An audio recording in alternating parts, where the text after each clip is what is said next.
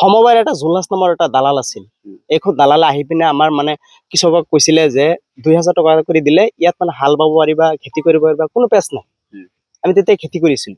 খেতি কৰাৰ পিছত মানে এতিয়া মানে উচ্ছেদ কৰি আছে। এতিয়া জুলাসক ফোন কৰিলে ফোন ৰিচিভ নকৰে, মানে ফোন ৰিচিভ নকৰে। সমবায়টোৰ নাম জানেনে? সমবায় মানে ৰূপহী বুলি কৈছিলে। ৰূপহী কিবা এই ব্লকৰ পিছফালে আছে বোলে কিবা।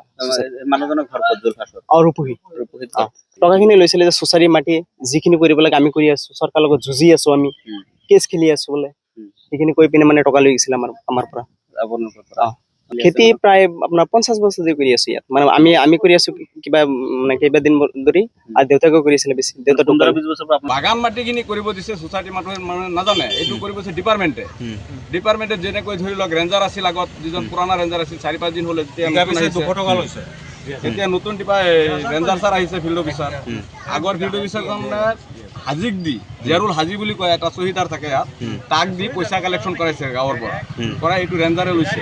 ডিপাৰ্টমেণ্টে লৈছে পইচা, ডিপাৰ্টমেণ্টে বাগান মাটিয়ে ভাঙিব, সোসাইটি মাটিটো ভাঙিব নাপাৰে।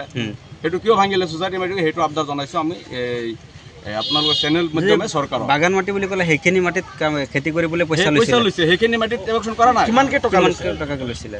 2000 টকা লৈছে পাৰ বিঘাই। কোনে লৈছে টকাখিনি? এই টকাখিনি লৈছে ৰেঞ্জাৰে অৰ্ডাৰ দিছে, হাজিক দি লোৱাইছে। হাজি মানে কি নাম? জিয়াৰুল ৰহমান, বন বিভাগৰ চকীদাৰ হয়। কোনটো কাৰ্যালয়ত থাকে তেখেতে? শিঙিমাৰী কাৰ্যালয়ত থাকে। শিঙিমাৰীত মানে ধৰক চৰকাৰী মাটি চৰকাৰে উচ্ছেদ কৰি আছে, তাত ক'ব লগা একো নাই। আমাৰ 100% সমৰ্থন আছে। চৰকাৰী যিসমূহ বন বিভাগৰ মাটি আছে ফৰেষ্ট এৰিয়াৰ, গোটেইখিনি উচ্ছেদ হ'ব লাগে। তাত আপোনাৰ এই মৰাপাট খেতি, এই বিলবিলাক ফিচাৰী বনাই আছে, তাত এইবিলাক কোনো কথা নাই, চব উচ্ছেদ হ'ব লাগে। আপোনাৰ এই ঘৰ বাৰী যদি আছে সেইবিলাকো উচ্ছেদ হ'ব লাগে। ফিচাৰী খান্দি মাছ বনাই আছে সেইবিলাকো উচ্ছেদ হ'ব লাগে।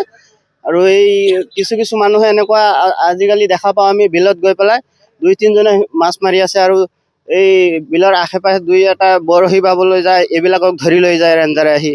সেইবিলাকক কিয় নধৰে? এইবিলাকক যাতে বন বিভাগবিলাকে চায়।